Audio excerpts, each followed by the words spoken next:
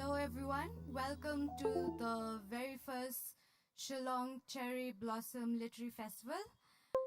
We're about to begin in the next 5 to 10 minutes. Everyone kindly take your seats. Thank you.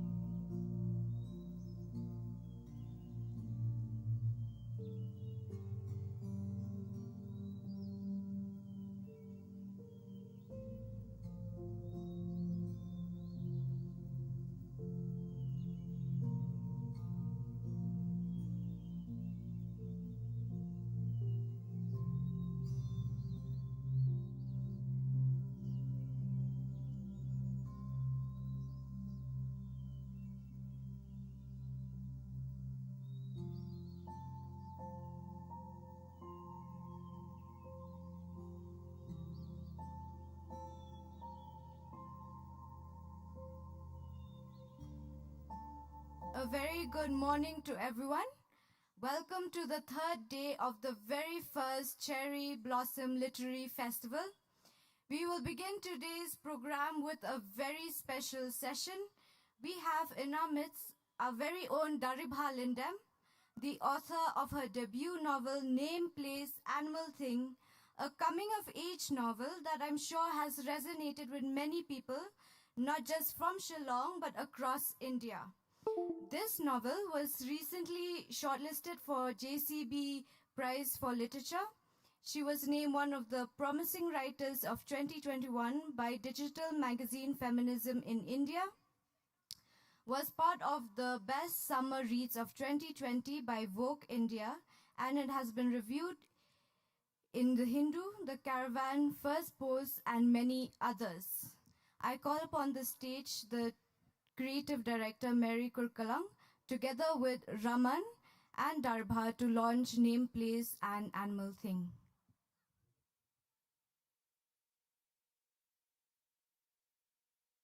Please, a round of applause.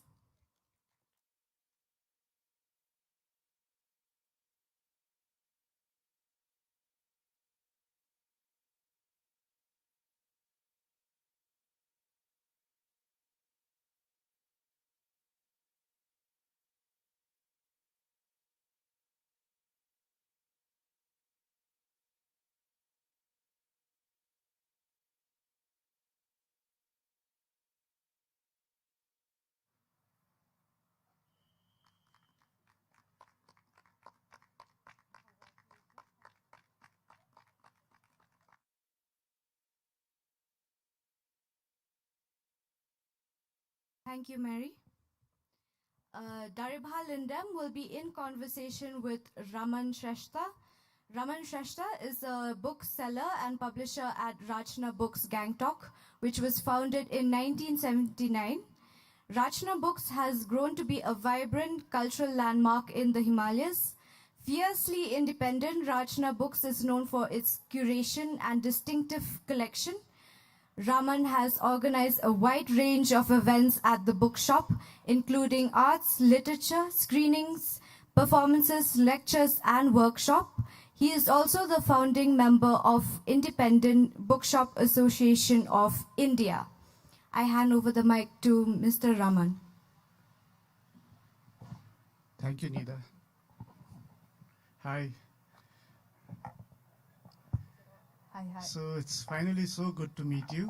Yeah. As a bookseller, we are always passing the books that come to us into the hands of the readers, and the way your books have moved from my bookshop to the readers in Gantok has been quite a sight to see. It's amazing. Books have run out, and books had to be brought in at short notice, and then I see these youngsters go back with the books and post them on online, and passages, it's posting passages. So congratulations. A lot of congratulations for a lot of different things, but for having seen the way this book has moved from there, congratulations to you. Thank you so much. Thank you.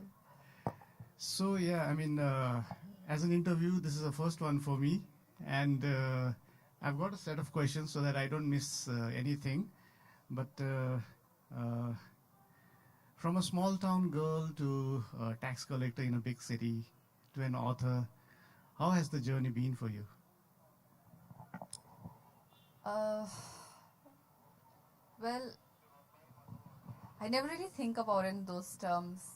I am very aware that I'm from a small town, and I don't think of myself as, oh, I am a small town person and now I have to go to a big city and write, and that's my identity, small town girl writer, civil servant person. I don't actually think in those terms. I wanted to write, so I wrote. I wanted to become civil servant, so I did it. Just so happened that I was lucky in both the attempts I had, and yeah, that's how I think things just fell into place at the right time. Yes, it did. It's worked out really well, isn't it? Yeah. Well, I'll read some of the questions I have. Yeah. Your book is a retrospective account of all the characters who form a part of this, of the minutiae of life, right? And so, are these people in your stories? I mean, I'm sure people ask you. It reads as a very autobiographical too. Are these people who are real? Are they created? Are these the characters you've heard about or encountered? They are they are kind of fictionalized versions of real people I've met. I have met people, some of them I've heard about, some of them are real. I embellished them, heavily embellished them. They are inspired from people I've actually met or encountered while growing up. And I think while growing up, these people must have struck me as odd or interesting. And because of that, I must have retained a memory of them. Otherwise, I wouldn't recall them so many years later, 30 years later. You know, I wouldn't think of writing about them if they didn't create some sort of impression to a young me. And I must have, you know, stored that memory somewhere and just regurgitated it later on when I felt like, okay, I think this person somehow interesting. I find them interesting, so maybe other people will find other people might find this person as interesting as I did. So that was the hope, that people will be as interested in these characters I have embellished as I was growing up. I think every person you know meet has some story, or you imagine them to have some sort of interesting background. I don't think anyone is boring. And perhaps I must have noticed something at that time. Children can be so intuitive without realizing it. They say the most politically incorrect things at the wrong time. So I think that played some sort of, you know, it played with my mind, it played in my mind. So I think that that's the way these kind of these figures emerged in my mind. So they are fictionalized versions of real people. Well, me coming from such a different background and childhood or even far removed from the kind of stories you've written, there are some characters who you've seen them in your lives also, like your grandmother's maid. What's her name? B, yeah. B Yeah. B Mary. So I mean, yeah. So you know that these characters have been there, and you always, I mean, even as a child, like you said, sometimes you wonder, like these stories, and I mean, you still see in your neighborhood also this kind of people who are working there.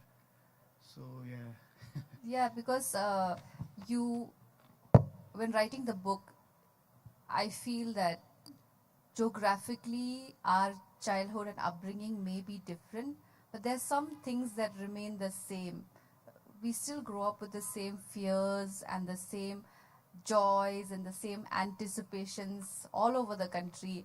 And one thing people would message me after they've read the book is, oh, I knew someone who's like this. Of course, he had a different name, but we also had this one video guy in this one corner of the city that all of us would go to. Or, oh, even like, for some reason, everybody had a grouchy Hindi teacher. Grouchy Hindi teachers, ubiquitous. So a lot of people messaged me and said, oh, you know, we had the same kind of people, but, you know, they were a little different, but it's very universal. And I made it a point to have characters that other people could conjure in their minds because of so many minute similarities that people would, you know, harken back to. So like Exactly. you I said, mean, even your teacher, for example, Mrs. Trivedi. There are people like her, like you said. You've grown up with them. You see them every day, and it's only after you've grown up and you lose contact with them that you remember. You know, what were their lives like? Why did my teacher always? Why would he always wear a brown suit? You know, things yeah. like that. Yeah, So yeah. that way, your book really reached out to me. These Yeah. two stories really did. Yeah, actually, I started to remember more stories after I'd written the book. I I remember there was this we I studied in an all girls school, so there were only two male teachers, and those two male teachers would create such a, such a ripple every time they'd walk past our classrooms. It's not that they were handsome or anything, but they were just the only male people in the school. And one of them, he was so flamboyant, he would wear a mustard shirt and a mustard Chinese shirt, and we'd always notice him and talk about him. And only after I finished writing the book, I think, oh, I should have talked about him as well. I wonder if everybody in other schools also had that one teacher who dressed up very outlandishly. I'm sure everybody I'm did. sure. But most of your stories, right from early on, it's narrated through eyes of a young girl. It's like so. What is the thing about approaching these stories? I mean, even though it's told from a young girl's point of view, there's some certain sense of something is going to happen, and you're telling it from a young girl's point of view. So this is this approach to telling your story from a young girl.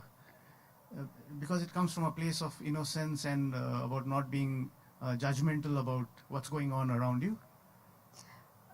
Yeah, so basically, when I was writing the book, I was very much inspired by these two books I had read earlier. One is this book called Swallowing Mercury by Violeta Craig. She's a Polish author, and she had written about Swallowing Mercury is a book about, again, through the eyes of a young girl, and it's about growing in Soviet, Soviet-controlled Poland, and living with the shadow of Soviet Russia's control, and the superstitions that come with Catholicism and pagan rituals and little things that children notice. She narrated all the events that happened in her young childhood through the eyes of that character, and I was very inspired by that. I picked up that book in a bookstore, and I don't think I would have picked up that book. I had not heard of that book, to be honest. That was the first time I'd seen that book, and it was in a bookstore. And that's why I think bookstores are so important, that you see a lot of books on Bookstagram, or maybe a newspaper will do a little bit of it. If that particular author is very connected, you'll see that person's book being advertised a lot. But smaller authors, debut authors, they don't get that kind of pull and push from the publisher, or they don't have the contacts. You don't come across those books anyways, but I'm digressing. So I came across that book and I read it, and by that time I'd only written one chapter of the book. I'd only written Mr. Barua, and I had written it through the eyes of a child, Mr. Barua. And when I came across this book, I said, oh, she's doing what I had wanted to do. So I picked up that book, read it, and I was very inspired by it. And the second book I read that was another sort of inspiration was Dandelion Wine by Ray Bradbury, and he tells the story through the eyes of a young boy. And it's a very interesting book. He goes about his town and all the interesting characters that he, meets in his town. These old people. There's this man who traveled all over the world, and he's old and decrepit now. And he would, one of the stories, what he would call up his friend in Buenos Aires, this particular man who lives in this small town, and make that man hold out the phone outside the window so he can hear the sounds of the city. So it had really quaint stories like that, and this kid, Yeah, but it's also so cinematic. The way you're narrating it also reminds me of what was that Italian film, Life is Beautiful, where a child is growing up in a very turmoil, all around, and the father is doing so much to protect. So it's also, and the child grows up and makes this story amazing. Yeah, that's a great film. I really like that film. I watched that film at a very impressionable age. I think I must have been 16 when I watched that film. But in that case, I think it was through the eyes of the father protecting the child. In this case, is the child looking at, how adults are trying to come to terms with their own mortality. There's one chapter where they talk about a serial killer, and the kid is talking about it in such an interesting fashion, because adults, when we talk about serial killers, we don't talk about it the way a child would talk about. The kid is all in awe of what is this? What is a serial killer? What is this man going around just, knocking down women and stabbing them? He's talking it in a different way, a more light-hearted fashion, and adults are talking about it in different ways. So these two books, they really inspired me to write my own book in the same way how, these children describe events that are seen so differently through the lens of a child and lens of an adult. Uh, Adults tend to be more jaded, more guarded. They don't take risks. So that's why I think that point of view, that worldview, is a little more interesting. Yeah. Since we've spoken so much about the book, is there any passage you'd like to read from? Yeah, I can read one passage.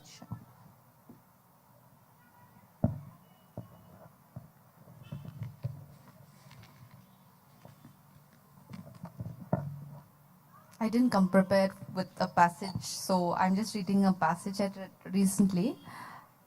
So this is from the chapter called The Yellow Bear, and it's about, it's a very, I think you would call it a very, it is that vignette that Zuban liked to describe my book as. And it's just, it has no story as such, and perhaps people have that gripe that इसमें तो story ही नहीं है, लेकिन that's the story, that there is no story. Some things are stories in themselves just by being. So yeah, I'll be reading from the middle of the chapter. There's nothing to follow. It's not a spoiler or anything of the sort. Yeah, here goes. Every evening, we waited for our father to come home early from work so we could take Cousin Muzzle's dog out. We were never told where his office was. He's gone to the forest, was my mother's reply to all my questions about our father's work. Indeed, he would come home smelling of earth, his jacket dusty and his shoes caked with mud. His clothes would have nettles and briars clinging to them as if they had hitched a ride from the forest. I would run toward him and he would pick me up and put me on his shoulder, making me feel like a giant, my stomach doing a whoosh as he would lift me. On some nights, he would not come home till it was dinner time. One such night, I could see deep furrows appear on my mother's forehead between her eyebrows. She looked worried, and I worried as a result. She stood near the gate with a lit cigarette, the chilly winds stinging her skin. My parents always smoked when they were anxious. At the end of every night, most ashtrays in the house were filled with ash. Mom made ashtrays of things that weren't meant to be ashtrays. On windy days, the ash blew off the places my parents had stuffed cigarettes in, and I felt I was in a grey, powdery snow globe. Unlike me, the stars above were indifferent to her worry, and the large tree we had in our garden rustled and shook, nodding in agreement and as the wind blew. In the distance, we could hear a pressure cooker screech intermittently. There was a small frog that stayed in a flower pot in our garden. We called him Freddy. He croaked in the night whenever he thought we went too near. The light near our front door attracted insects who were closely watched by the predatory lizards that clung to our brown walls. They stood silent, not moving, their tongues twitching. Giant moths tried entering the house as my mother absent-mindedly always left the front door open. I did not like them flitting about in the house, and I tried to throw them out. Their dusty gossamer wings struggled as I held them between my fingers, and the powdery substance stained my fingers silver. "Mom, close the door. Bugs are starting to come in," I shouted when I turned off the lights in our porch. Or, oh, yes, she said absent-mindedly. I was scared that the giant moths would come in, and I knew I was not brave enough to catch those. My father had shown me one a long time ago. He had called my sister and me, shouting from the bottom of the stairs, Ali, Ali, come quickly and see this. We had run excitedly to the backyard, and he had pointed at it.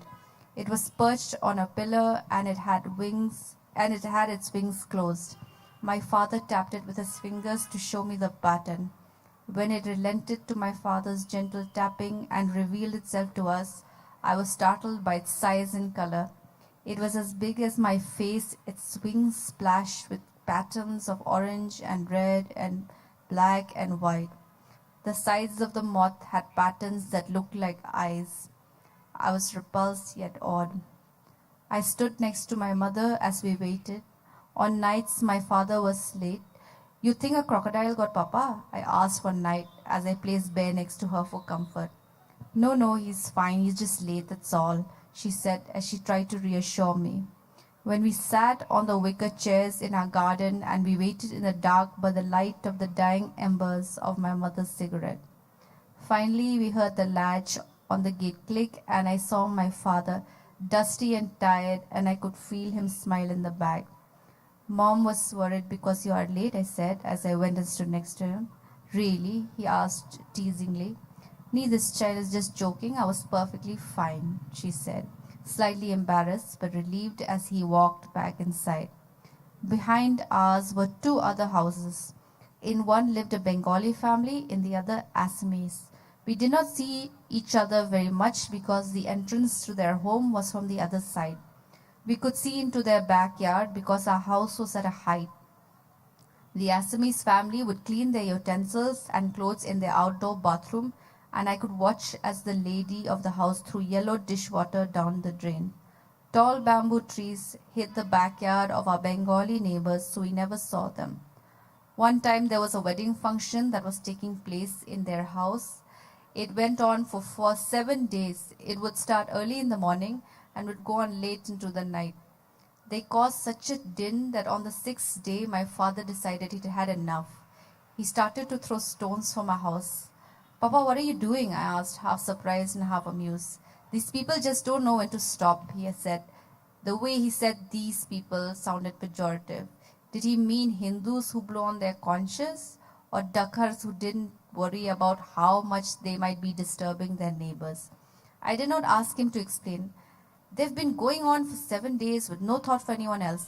They need to know they're disturbing us, he continued, as he picked up more rocks. He threw rock after rock, just like he would throw cold water at the stray cats when they would not stop howling in our yard when they were in heat. Just like it worked on the cats, the neighbors too eventually stopped. Thank you. Thank you. You know, you've captured these moments at home so beautifully. I mean, I have a daughter, young daughter, and these moments where the moth and everything, you know, it was resonated with me very well. But this is also the story of Mr. Goa, right? The neighbor who, This is the person, the neighbor outside, the one with the tall fencing around the house. I forget his name. Which one? I don't. Who comes to? I mean, there's a thief in the house. Oh no, that's a different story. That's a different Oh, okay. story. Yeah. So, which leads me to another question. It's your stories have got a lot to do with the political and social tensions in the region. You know, with these, they provide an important subtext to the characters and the lives that they endure. So sometimes when one is writing with all these things in mind, how difficult is it as a writer to present the things that in a way that doesn't trivialize or patronize the people you're writing about? So since the entire thing is narrated through the eyes of a child, again, it would be her worldview, and her worldview, I cannot impose an adult worldview upon the way she sees what is happening, because again, like I said, children see things very differently than adults. Adults have more knowledge, more understanding, most of the time at least, I would hope. But they perhaps are their worldview is colored. Adults' worldview is colored, but children's worldview is not as colored by so many things that are coming. They only go by what they observe, what they see, and when writing about the politics, I would assume some people are saying, oh, she didn't write enough about it. She wrote too little about it. What about insurgency? Why hasn't she written about that? I'm not an expert. There's always the fear that I may write something wrong, and unless I have done a very thorough research, and there are better people writing about it, I feel. And I do not want to impose an adult worldview on this book. There is no omniscient narrator in this book. There is no person going, and that is why this is wrong, and that is why insurgency was wrong, or that is why this happened. There is no omniscient narrator.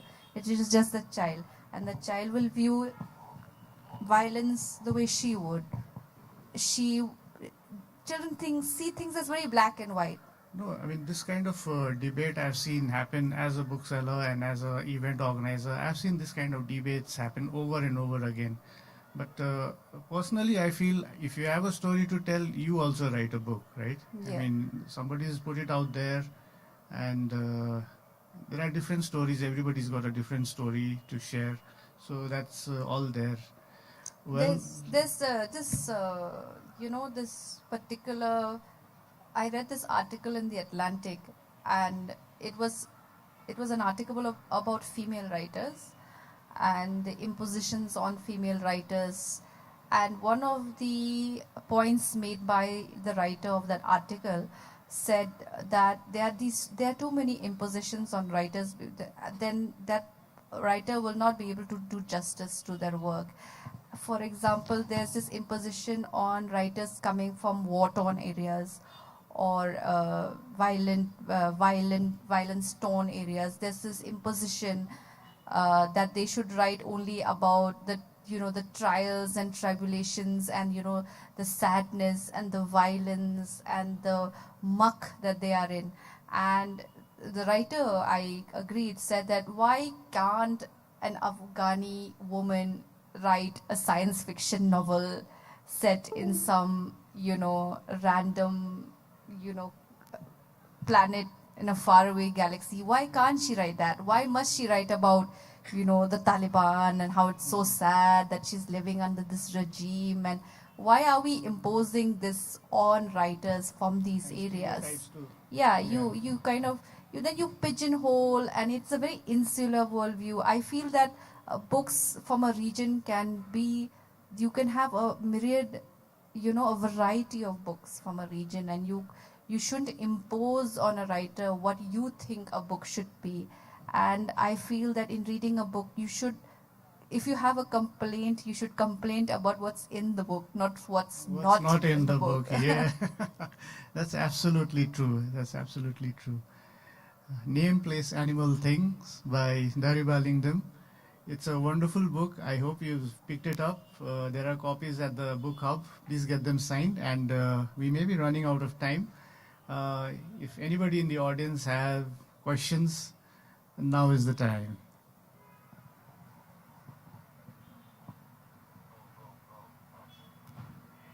Any questions? I can see a hand.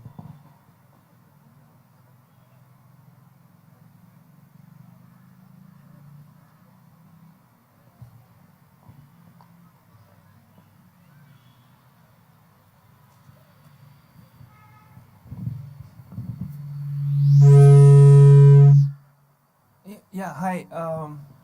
Ms. Lindem, this question is for you. So this passage you read out, no? So that's the child narrating, that's the child mind walking, right? How old is that child, if I can ask? I'm sorry I missed the first part of the conversation. Again, I don't remember. I think she's about 8, 9. Oh, okay. Between 8 and 10. So it's like, I always think about it when I read a novel, is when a child is thinking and about these sensitive issues, like when you spoke about how the father called that person as these people, and the way the child was asking the question within him or herself. How much is it you writing? Like, I don't know when you wrote, how old are you? And supplanting that in the child of a mind, or how do writers process that what a 8-year-old kid will be thinking at that point in time when he or she hears her father make a like you call pejorative kind of comment and all. Yeah.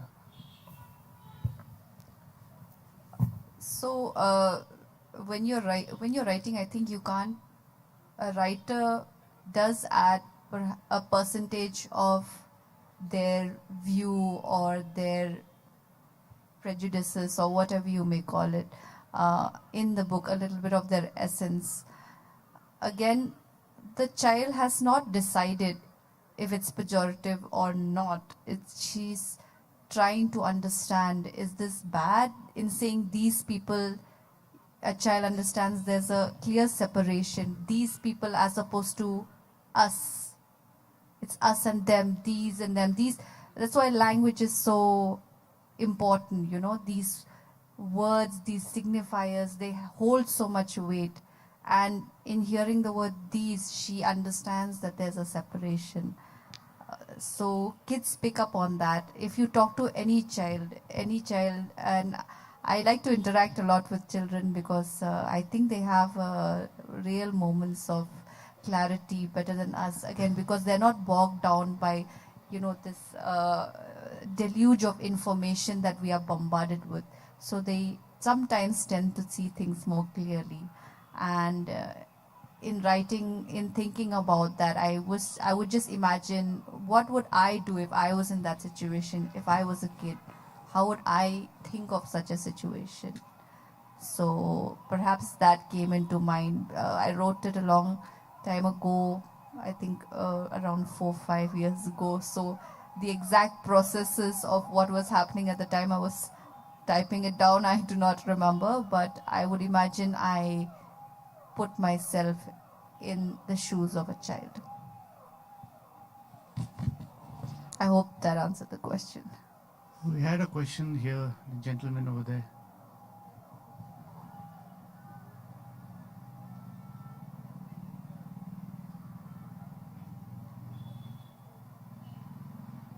Can we turn the mic on?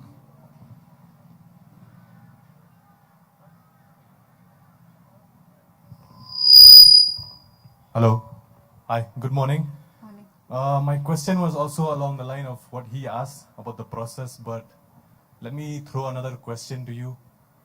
This whole process of your book writing, was it a culmination of stories you've accumulated along the way and you noted them down and then you had an idea like, okay, maybe now I should write something? Or was there a point where you're like, I have all these stories now, so let me write something? So has it been a journey, like a long process journey? Or was there a point where you decided, I now have, like, now this is the time where I'm going to write the book? Yes. So I remember one day feeling that I think I should start writing now instead of just, complaining about, not being able to write. So I wrote one of the stories. The first story I wrote was Mr. Barua. And I wrote that story and I sent it to one literary magazine in India. And they didn't get back to me. And I read the story in Bombay. They have a lot of these open mics where you can read your story and all that. So there was a competition. I went and read the story. I didn't win, of course, but a couple of people came up to me and said that they liked the story. So I finished the story, and then I realized I have a couple more stories that I can put down. I just started to remember things. I think I have fairly good memory when it comes to remembering odd things. I remember things that I find bizarre. So even with directions, I don't rely on a map more like I would rely on, oh, that place is next to that tree that's a bit weirdly shaped. So I remember things like that. I keep that in my mind. So I had all these stories and I wrote it down. to rejections, and I was like, okay, this should not hinder me. Let me finish all the stories.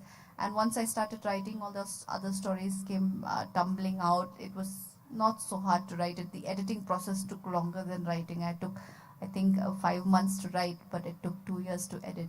So it was an easy process to recall these stories for some reason. I hope that answers the question. Yeah, thank you so much. Any more questions?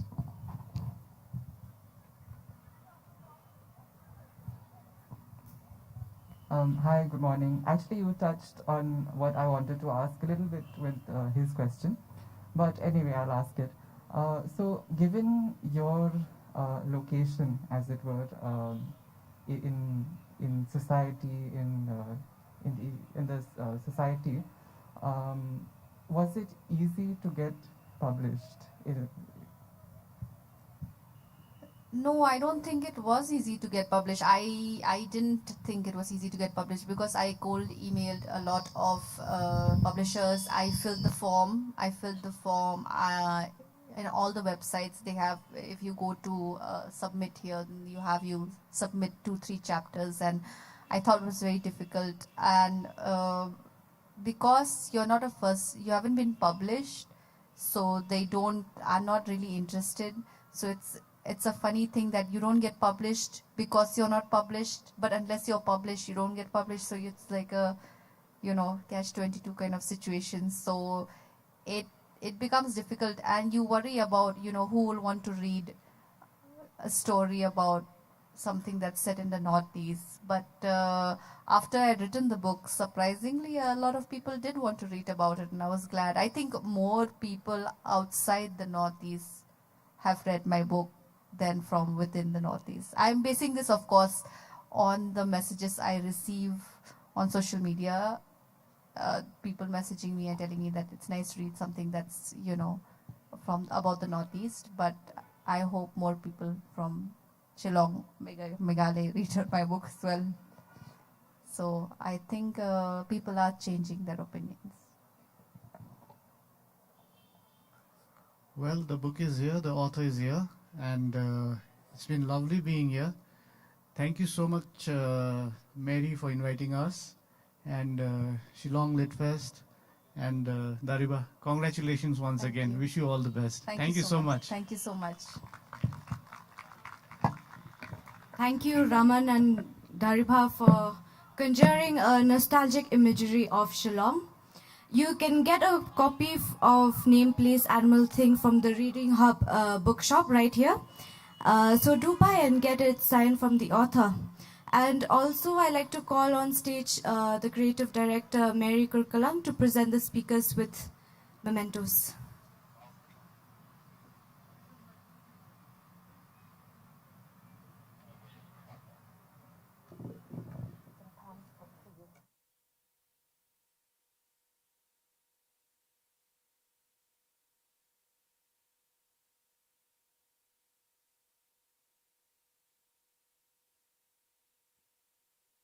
And now we'll take a short break. We need to resolve a little bit of technical issues, and we'll be back here by 11:40 in the next 10 minutes. Please stay seated. Thank you.